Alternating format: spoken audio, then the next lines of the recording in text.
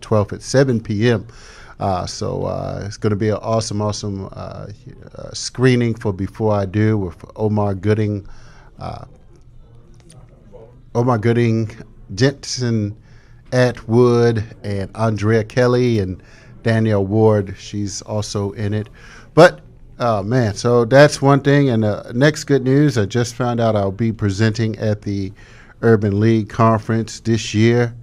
That's going to be at the convention center, if I'm not mistaken. Yeah, 14,000 people would only be at the convention center. So looking forward to that. That's going to be August the 5th in Baltimore. So I'm definitely looking forward to that, getting my plan and operations together for that. What else is going on? So had a good, chat and discussion up in New York. Cleveland. I not showed the film, but talked to some people about this amazing film, 7 a.m. And there's something else coming up with that. So, be ready in the D.C. area. We coming with a new documentary film, on gentrification, and the trailer is actually up. The trailer is actually up with that, so looking forward to that film coming up here. And of course, Black Friday you can get copies of me. Have a few more copies of these left here, so if you like to get a copy, each are $25. Awesome Dr. Claude Anderson, George Fraser. It was good to hang out with Dr. Fraser. Had a good little conversation with him. We didn't get a chance to go to lunch or dinner, but we had a good conversation back in a speaker's room. So I was on the actual panel with Dr. Boyce Watkins, Dr. Claude Anson, Brother Polite, and Brother Greg Harris, and who else was it? Brother Michael Valentine, a brother from Cleveland, now residing in Durham, North Carolina. So it's just been a really, really good, solid weekend. We're going to talk a little bit about that in a second when the sister calls in. Let's see.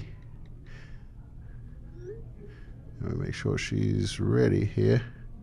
Okay. All right. I just sent her a little reach out just to see if she's ready to go, but I can flow, of course. Just to let everybody know, I am the best-selling author and had a few sales of this book in in Cleveland, man. I forget, man. Mission Unstoppable, Extraordinary Stories of Failures, Blessings. And, it's interesting, several people knew Les Brown, and, several people knew Brother George Fraser. But, I know, how many of us, respect George Fraser's work all over. But sometimes, you may not be appreciated in your own hometown, so that's why you gotta journey. Sometimes you may have to go outside of your own little scope, your neighborhood, especially to my Baltimore people. You might discover that you're not the sharpest, person out here, and that's how you grow and you develop by connecting with different individuals that are actually out here doing the work that you're doing, or people who have a similar. Okay, Brother Quasi, sister says she keep getting a voicemail. Okay, all right.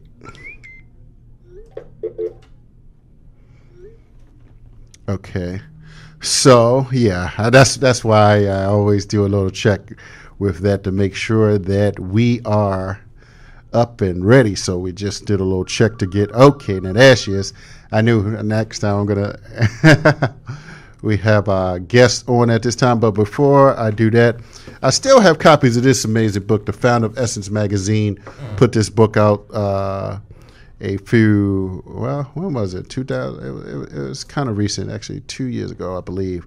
So the man of Essence, the founder of Essence Magazine. And what's interesting in this book is by Reginald F. Lewis. I have copies of that. Why Should White Guys Have All the Fun? And what's interesting, I was reading this, was it last night or this morning, actually? Last night.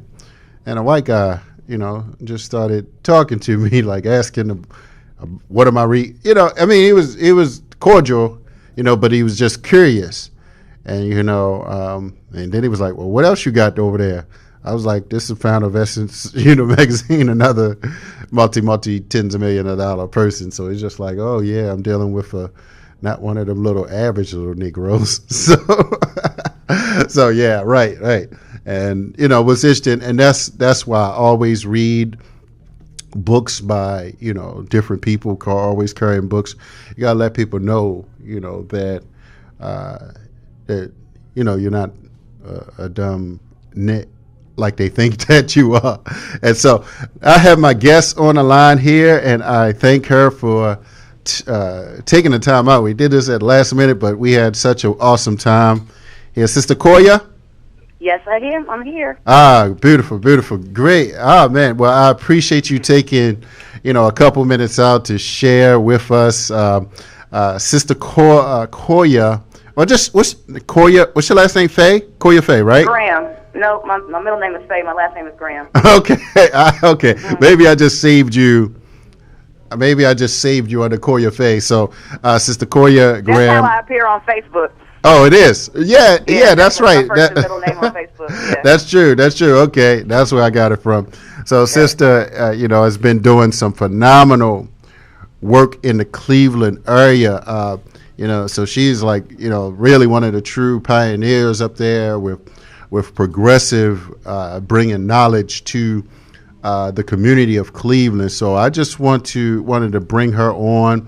We met there in Cleveland actually, and she's sponsoring an event coming up that actually we're going to be going back to. Me and Queen, thank you, Sylvia. She did come up as well with me, and she'll be coming back with me if she doesn't get overloaded with all of the duties and work stuff that's coming up. But so sister, so first let's talk about what you have coming up here on July the 30th. Well, first off, thank you for the awesome words just now. I'm extremely humbled, and it's great to know you, great to have met you, and great to have worked at the convention with you over the weekend. It was truly a phenomenal success. I am actually the event organizer for the panel of experts taking place on Saturday, July 30th from 6 p.m. to 9 p.m. at Tri-C, Cuyahoga Community College Metro campus. I am bringing to Cleveland David Banner, a Grammy Award-winning hip-hop activist, hip-hop artist, activist, actor, and also Tariq Nasheed, the person who is behind the Hidden Colors documentary series. Also bringing Dr. George C. Fraser, with whom you've co-authored a book. He's also a popular entrepreneur in Cleveland and author, as well as the CEO of FraserNet. And also the special guest will be Professor Kaba Hiawatha Kamene. He's also been featured in every Hidden Colors documentary series. He is an esteemed scholar, lecturer, and former teacher. He taught in New York College. So now he's actually retired now and spends his time lecturing across the country and the world. Okay, great. All right, for those that may not be able to hear, because sometimes they usually hear the speakers inside too, but you have to go to elifemedia.net, elifemedia.net, and I know sometimes the callers can hear in the studio, but elifemedia.net or, the Ustream app as well. So I'll just say that we apologize, but I'll try to translate. So she's having an event coming up here with none other than Tariq Nasheed, brother Dr. George C. Fraser, and brother David Banner. David Banner just came out with another piece, I believe he did. And she said his middle name, so I know you know him. But I didn't even know how to pronounce his middle name. So she has a good working relationship with Baba Kaba. And so share. I mean, like some of the things that you've done thus far, sister. I know you did a screening. Well, just line up what inspired you to begin this. So share the story. Well, the organization, I founded in April of 2015. Literally was just tired of people talking, not walking the walk. Mm-hmm. So people had, I had kind of got fed up and said, basically, if you're not going to do something, I will. So I created the Coalition of the Willing. That's Okay. my organization. You can find me on Facebook as well as on Instagram. It's spelled out just like that, Coalition of the Willing, all together. And you can follow me there for updates on, our latest projects. But since I created the organization, I have monthly meetings in the greater Cleveland area, specifically Mount Pleasant, and those meetings are free to the public every month. I serve free food and everything, and we just sit for a few hours and just discuss community issues and solutions. Our first project was the Coalition Gives Back event. When we actually had a mobile drive, we were collecting clothes, canned goods, toys, and at Ken Ferguson Center in December, we actually fed and clothed dozens of people. We served hot food. We had raffles, prizes, things like that, activity stations for the children, and it was a huge success. That was my very first project. After that, project-wise, had been a little stagnant, but I did begin to gain some momentum with my networking opportunities. I was a vendor at the Dr. Umar Johnson event, in which I was able to meet with Sister Angela Sales, who has now become my mentor. Yeah. That ended up segueing into me having the opportunity to market, promote, and co-organize the Kaba Hiawatha Kamene event in April at the Ken Ferguson Center as well. Then, not even 6 weeks later, I announced on May 30th that I was going to be the sole event organizer for the panel of experts. So I've done a lot, and then our next project is going to be, I'm actually having a gala and fundraiser in Cleveland on August 13th, and the proceeds from that will go to fund our next project, which is youth development and empowerment. Wow. And you said you did a screening for Hidden Colors, correct?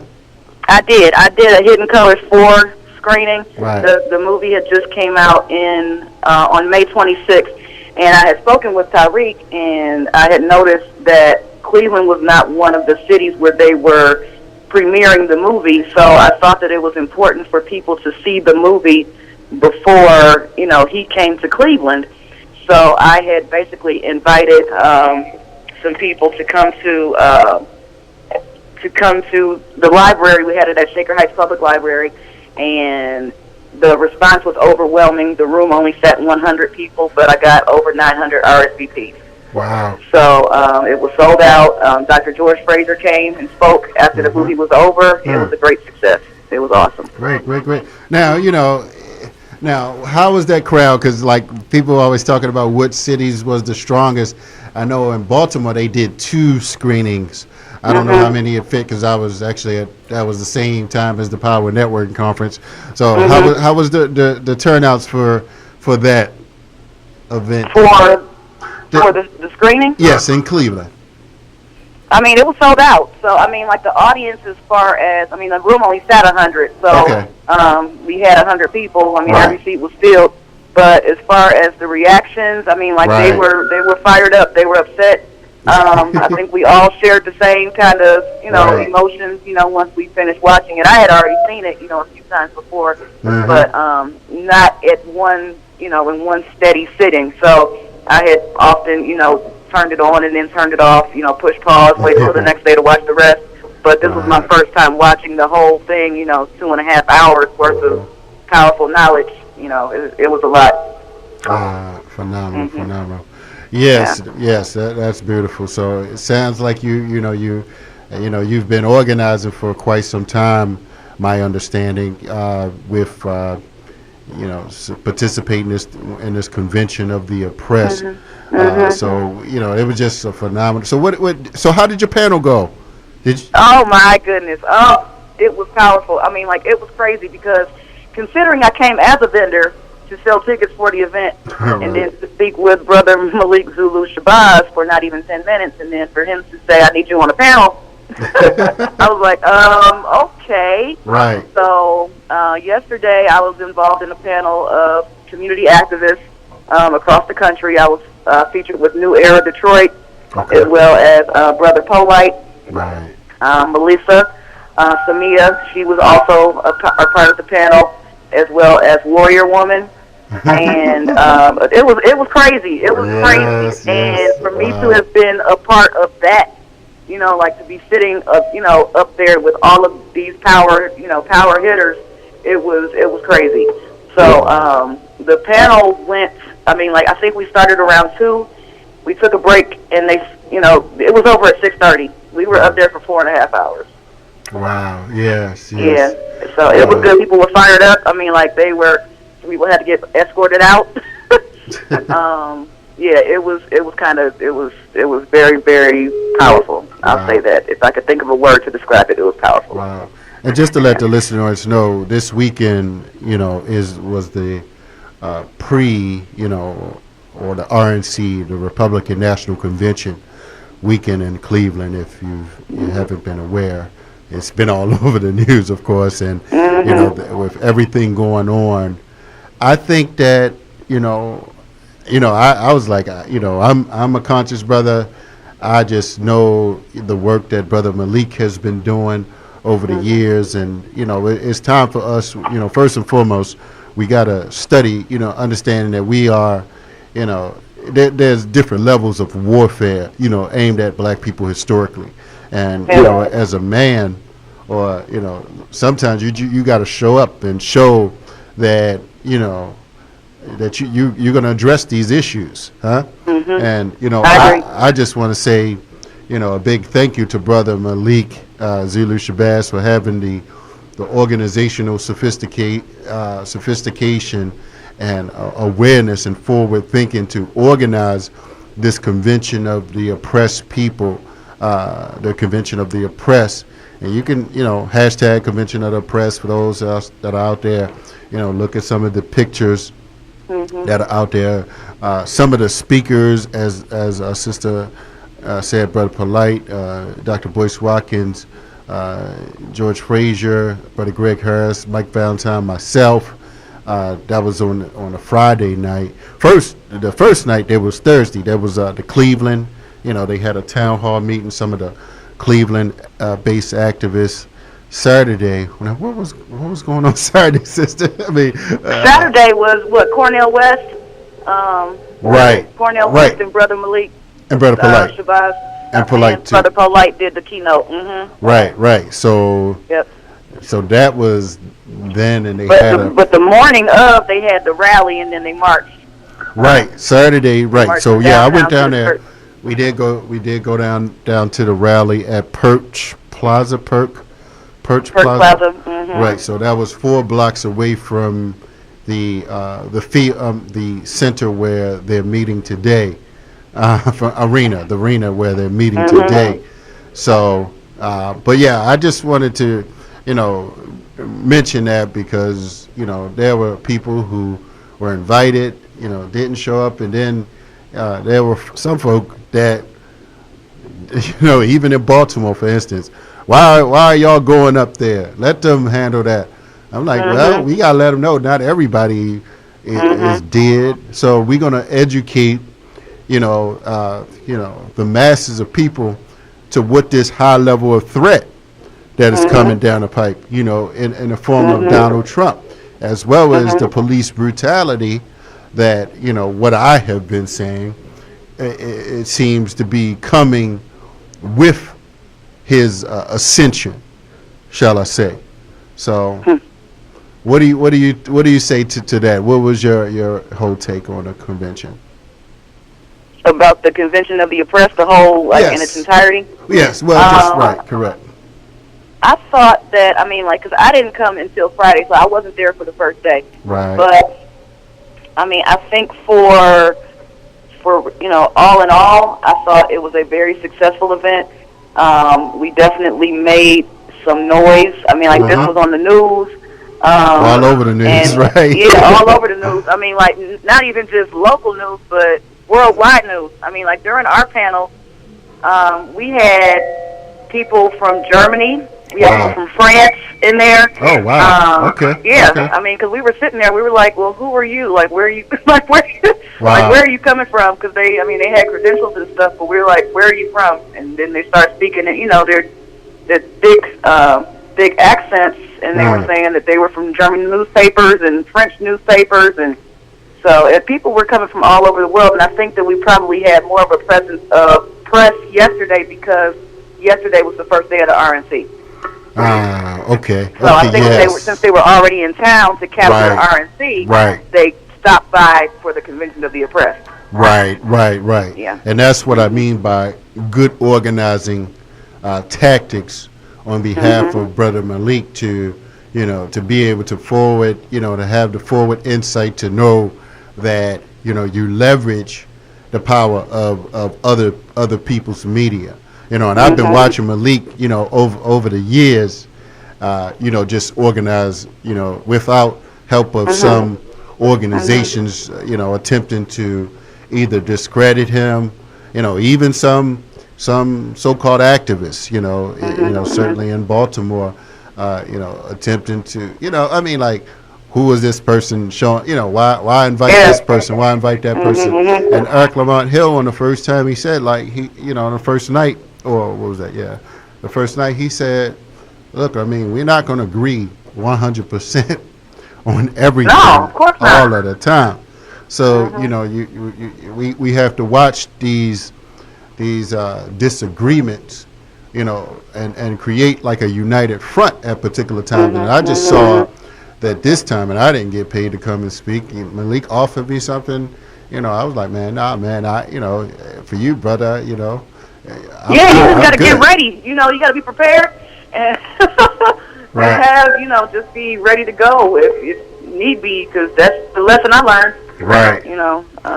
Exactly. Yeah. Exactly.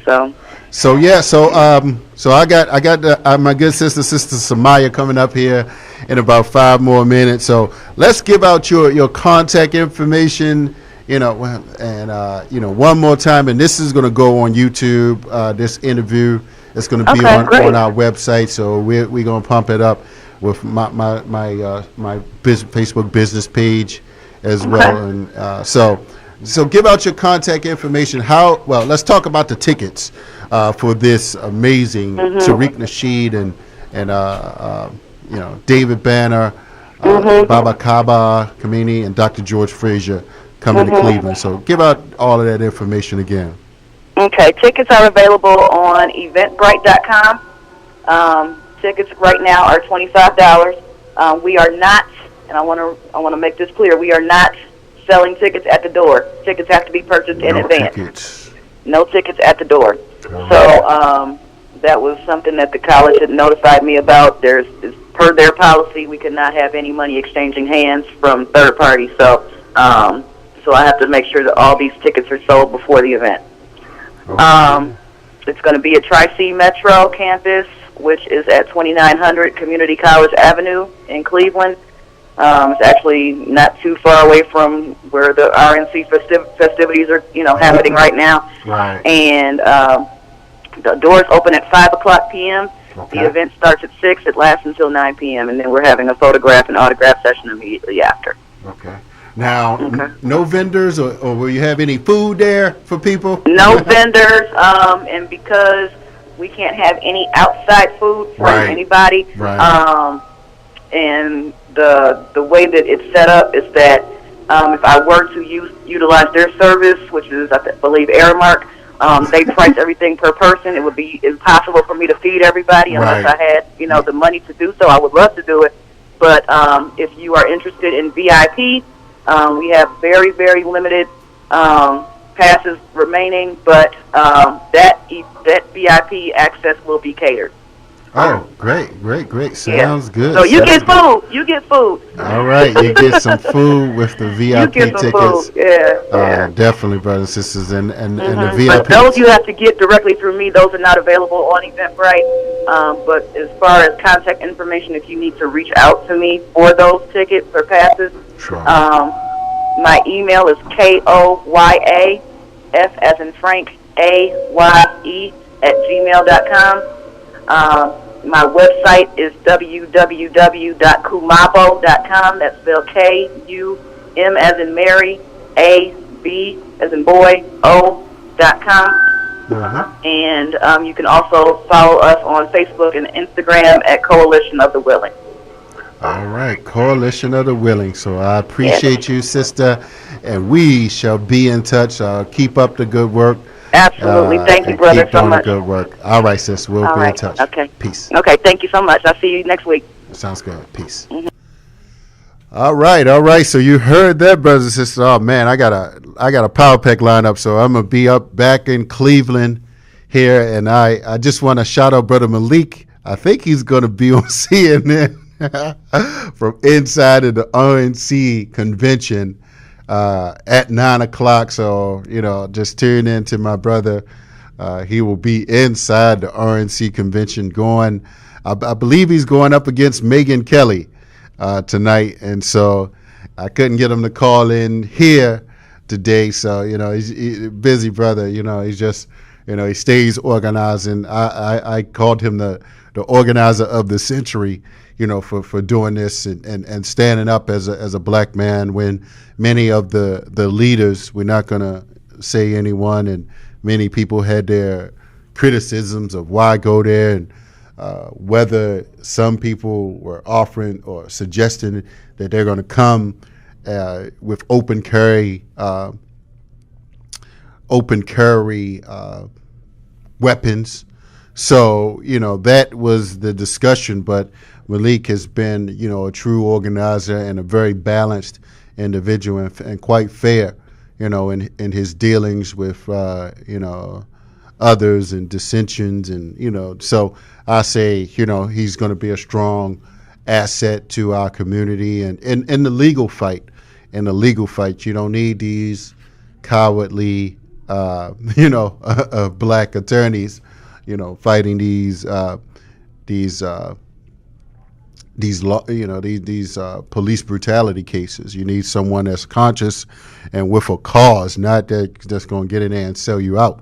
So that's Black Lawyers for Justice. So if anybody has any particular legal issues around police brutality right now, do reach out to the Black Lawyers for Justice. So we're going to get my other sister up in a second. So let's see if she's ready. And man, try to get that sister up and see if she is ready to go. So I'm sorry. I'm trying to fix this. I apologize. I left my holder at home. I just got a holder. Hey, Akina. What's up, Tony? Brother David Murphy. Peace. And Sylvia, thank you, dear. Yeah, and this is the sister's book, so we're going to talk about, I've got her book with her, so we can get into that a little bit more. And there she is, sister. So I want to thank this sister. So for you all that's tuning in, I am the best-selling author of Mission Unstoppable, Extraordinary Stories of Failure's Blessings. Mission Unstoppable, you can get copies of that. I'm available for moderating panels, for speaking. And if you or anyone you know that need a space to rent in the Baltimore area, please just holler at the Success Scholar. Okay, all right. So I thought that was her. So thought that was the sister, but that was someone else. So that may be her. Let's see. So, yeah. So if anybody need a awesome space, in the Baltimore area, just holler at me, 410-209-9687, and hit me up on Facebook, Haki Shakur Ammi on Facebook, or Harambe Books and Success Scholar Haki Ammi at the Harambe Books business page, or hit me up I'm on Twitter, Instagram, Success Scholar 1 on Twitter, Success Scholar on Instagram. So I have joining me the organizer, the key organizer on the ground. She made it happen for us and did the work in Cleveland to make the Convention of the Oppressed a success. We have Sister Samia. I'm sorry. Am I pronouncing your name right? It's Samia. Samia. Samia. All right. And Sister Samia, let me look at your last name. I know I saw it a few Collins. places. God, Samia Collins. Great, beautiful. Thank you, Sister, for joining me. So it's been a long weekend, I'm sure, for you, right? Yes, I was over here struggling to stay woke. I'm still recuperating from the weekend, but I'm good. Right, beautiful, beautiful. So Brother Malik, Attorney Malik Zulu Shabazz, he tapped you, or you tapped him, or you both tapped each other to make this work. You've been the key organizer on the ground to, assisting with the flyers, the media contacts, and getting the location and everything. So I know, it's been, just a busy past few weeks with logistics, with all the speakers coming in and, making arrangements where people are going to stay. So just share, how you feeling first and foremost. Oh, I'm feeling blessed. I feel like we definitely had a meeting of the minds. I think the convention was awesome. We had so much energy and passion in those rooms for those 4 days. It almost felt like a retreat. Right. We were there for so many hours together. It was like we just kind of looked forward to seeing each other the next day, and we just bonded. And on so many different levels. So I think that it wasn't the natural feel of a convention. It didn't feel like business. I think it helped that we were in the church, with that energy as well. But everybody had some type of connection to one another. And if you didn't when you got there, you did before you left. Indeed, true. That's an awesome opening. And so, now, let me ask you now, I know that, this was perceived on many different levels as being controversial, just coming during the week of, the various shootings of black males and shootings of police officers, the Second Amendment rights advocates, going up against the police and vice versa. It's been, a very volatile situation.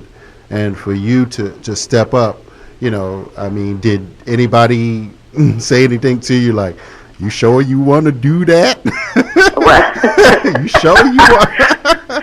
I did get a couple resistance in the beginning when I reached out to a few people in the Cleveland area to be a part of the organization or to be a part of the event.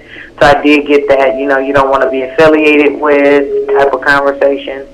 And I think that probably sparked my interest a little bit further because one, I'm a little bit passionate about people, but mainly about resistance to whatever a situation is. Like, when people tell you don't do something, my question is always why.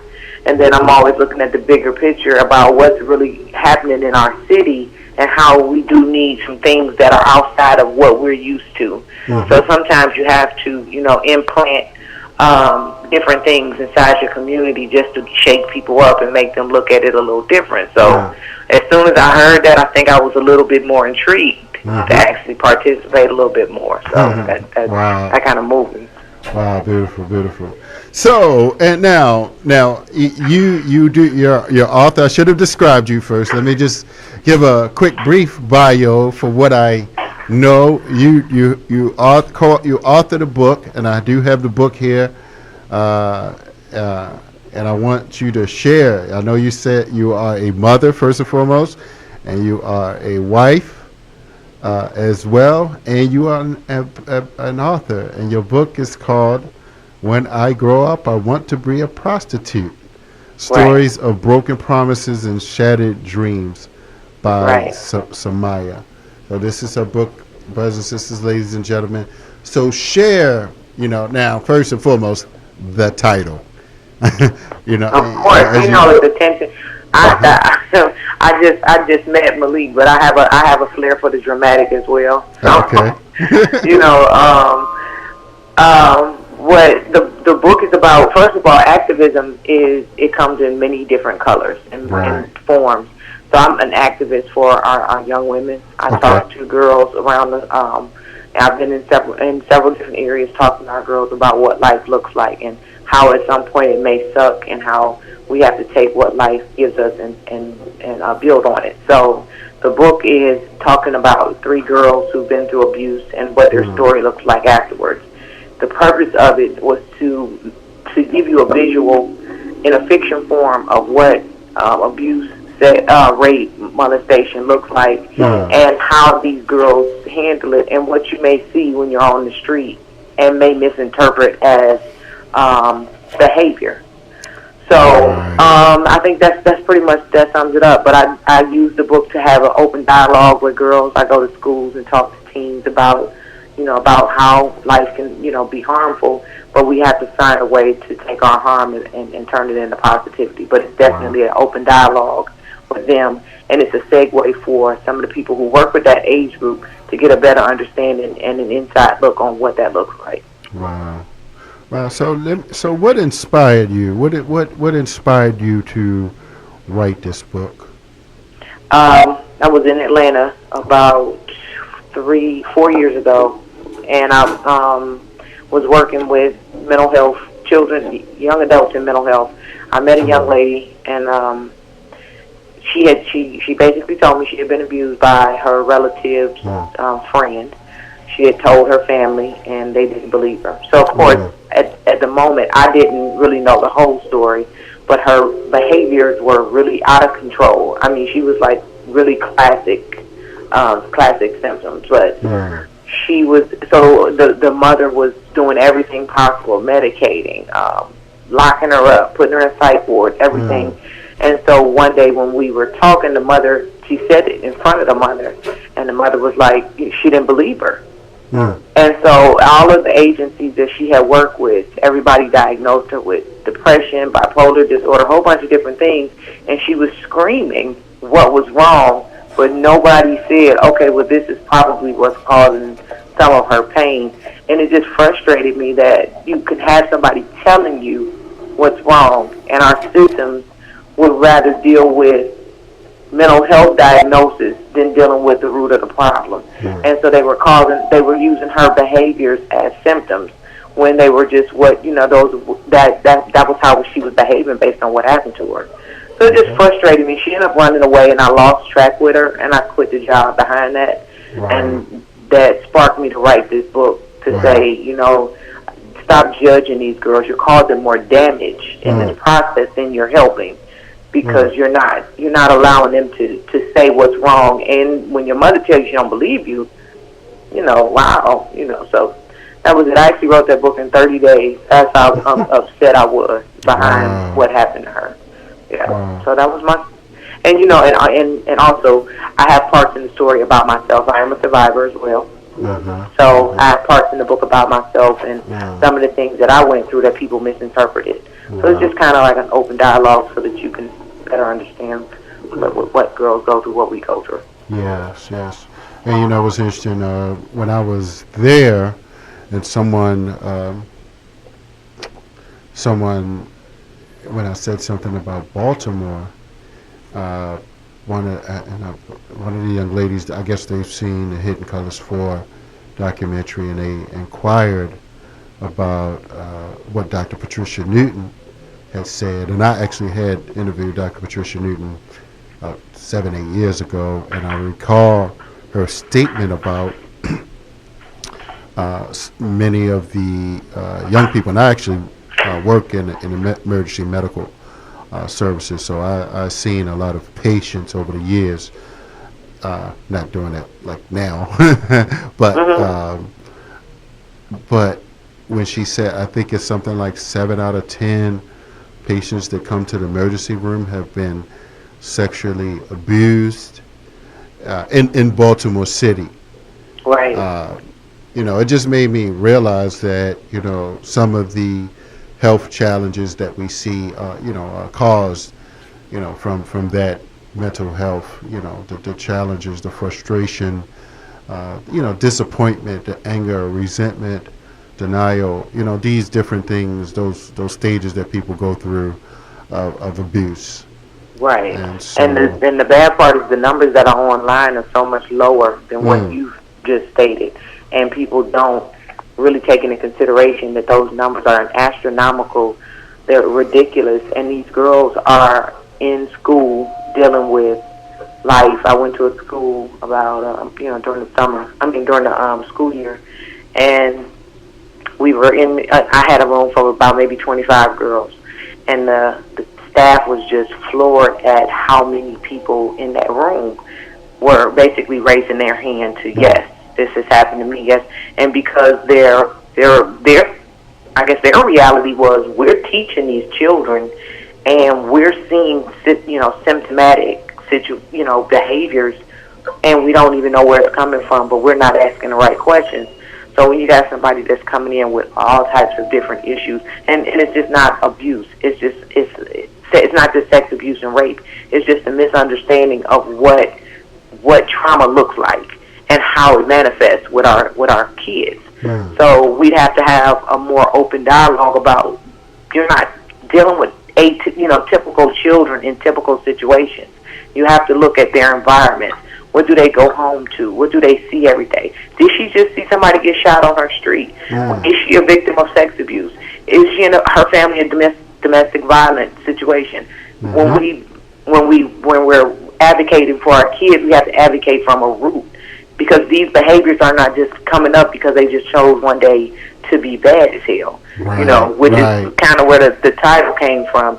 She didn't one day just wake up and say, I want to be a prostitute. This is a process. Right. This is a process, how this gets here. Yeah, but it's a process of how they're thinking. I didn't just wake up one morning and say, the prostitute never ends at being a prostitute or admires, oh, goodness, I want to do that. It's a process that gets you there. Mm. Yeah, and I love that how you made that point in terms of no one grow up to think that they want to be, a drug user, you know what I'm saying? And it's like, and this is, and we got to be mature, and, it doesn't take a deep, PhD study of psychology to understand that. And this is how we need to articulate these issues in our community. So I love how you just broke that down, Thank you.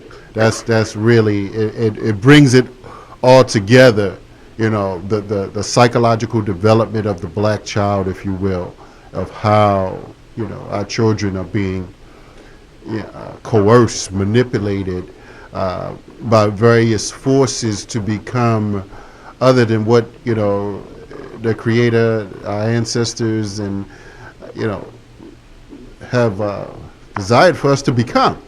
And so we got to fight this. We have to fight again, like you said. We're gonna have to fight on many different fronts. And so I appreciate the depthness of what you're doing with that, and with that title. And so, because most of the the dysfunctionality actually comes from abuse in our community, and drug use, exactly. The frustration, even the prison system. Many people, are victims. Right. Yes. And definitely it begins with a conversation. It begins with it begins with education, and then it begins with a conversation, because you can't continue to make assumptions about our youth when you don't know, especially if you're not of our culture. Right. So I think that's one of the bigger things that has really resonated over the last year in my work is the cultural differences are also causing a blockage in communication, because the way you're raised is not the way these kids are raised, and so your expectations of them are based on your culture, not theirs. Right. And so then when they fail, they're failing based on your cultures, but it's not a failure. It's just a failure in your culture. It's an accomplishment in theirs, and you just have to know how to either bridge the gap or how to understand what, not to ask for their for them to come over to your culture and be completely inundated in that. So that's just, like I said, it starts with education and it starts with a dialogue. And until we start doing that a little bit more often, instead of preaching from our degrees and our hierarchies, then we basically gonna be, looking at these same conversations in the next decade. Right. All right. So, yes, thank you, Sister Naja. Shout out to Sister Naja, Sister Angela, and Eri. So actually, I'm talking, Naja, about the Conference of the Oppressed in Cleveland, and one of the key organizers, Sister Naja, and Eri. I know you appreciate this, and so are you, Angela. Sister wrote a book, When I Grow Up, I Want to Be a Prostitute, but she was one of the organizers, the key organizer for this event. But I got her on the line. We were talking about, how the Convention of the Oppressed actually, went down in Cleveland, where I was up there. I had the opportunity to speak. I was on a panel with, it was Brother Polite, actually, Dr. Bush Watkins, George Frazier, Brother Michael Valentine, and Brother Greg Harris. He's from down here. So, just awesome. And this is her book, Sister Naja. So when Sister Samia Collins come to Baltimore and the D.C. I'm coming. I'm coming. All right. She's tight with Malik, so we'll hook something up for you, sister, for to show you that we appreciate you. I'm sure Brother Malik has expressed that, so I wanted to just add this to the congratulations and thank you for your hospitality as well. And thank you. I appreciate you having me on today. Yes. I definitely appreciate it. Yes. And so, and also let me shout out Sister Ifat, Sister Walker's Ifat Murray, for she moderated an awesome panel. I know she did a great job on that. Oh, and we had her on last week. So for you all that want to listen to a powerful, entrepreneurial, business-minded sister, she did an awesome job coming on. We wanted to pump up that event. So we did that last week, and we'll put this on YouTube, sis, and so everybody, and when folk go to our website, they'll be able to see it. So yeah. And how can I find that? I'll get it from you later. Oh yeah. I'll send you the link for sure. So Sister DeWanda, shout out, peace, sister. So we were in Cleveland. Sister Samia Collins, who's on the line with me, and this is her book. And she shared shared the story of when I grow up, I want to be a prostitute. It's saying, no one wishes that. No one from birth and early childhood grow up and say, yes, that's what I want to be. That's what I aspire to be. You feel me? So that's what she said. She organized the conference, and did an awesome job with that. So how can people get your amazing book, sister, and find out what else you have going on? Let's share what else you have going on coming up here. I am actually waiting for the school year to start back. I do workshops intermittently with different organizations, so I'm always available to come to your community and do a workshop. One is titled In Someone Else's Shoes, geared towards adults who work, or people who work with people in the community, to learn how to be a little bit more empathetic to their clients. The other one is titled Finding the I in Me, which is again more geared towards young women, young adults, about how to take negative trauma and find how does this benefit my life? How do I take this negative and turn it into a positive? So those are some of the workshops that I do, and I work with teen girls pretty much most of the year, in and out of schools, talking, doing dialogues, open discussion, and I write more books. Beautiful. My website is Melisa, spelled just like Melissa, just one S, Samia, Samia, Collins.com. And so once you write that down, that's where I'm at on all social media, Melisa Samia. I'm on Instagram under Melisa Samia Collins, Facebook, and Twitter, all under the same, Melisa Samia Collins. Oh, beautiful. All right, well, I know you about to, I believe our brother Malik is ready to go on. If you saw that, he's going on CNN. I saw it, yes. So I know you're ready to check it out now. So I'm gonna let you go ahead and get your popcorn ready, or Right. so I'm you not. can. Yes. I'm going. I am going to go watch and see. Oh goodness. Him and I'll be Megan, watching. is it Megan Kelly? He's going up against. Yes. All right, so Goodness. let me get out of the studio here. So Okay. I thank you, sister, so I can get home and check this out. So Sylvia, turn it on, get it ready. So, Okay. Thank you all again. right, thank you, sister. We'll be in touch. Peace to you. Peace. All right, brothers and sisters, thank you all for tuning in, listening in to Holla at the Success Scholar. I'm on elifemedia.net, the ultimate media outlet, broadcasting live radio and television worldwide. So it's been an awesome time here. I'm out. I will be back next week. We will see. I'll be presenting and speaking at the Urban League Conference August the 5th. But before that, again, Sister Koya was online with us, heading back up to Cleveland for the the panel of elders, panel of scholars, discussion, panel of experts. And so I'm definitely looking forward to that. George Frazier, Baba Kaba, Tariq Nasheed, David Banner coming to Cleveland. I know folk going to be traveling from all over to that.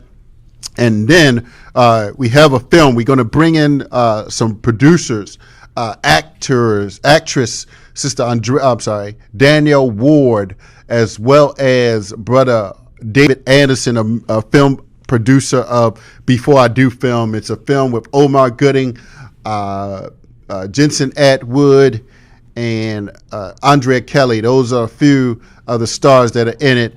Just an amazing film. So support that. It's going to be at the the Vulcan Blazers building, 2811 Druid Park Drive. Tickets are $20. We need supporters, vendors. Holla at the Success Scholar. Definitely come on through. We got some amazing things coming up, as well as the next week after that, August the 19th.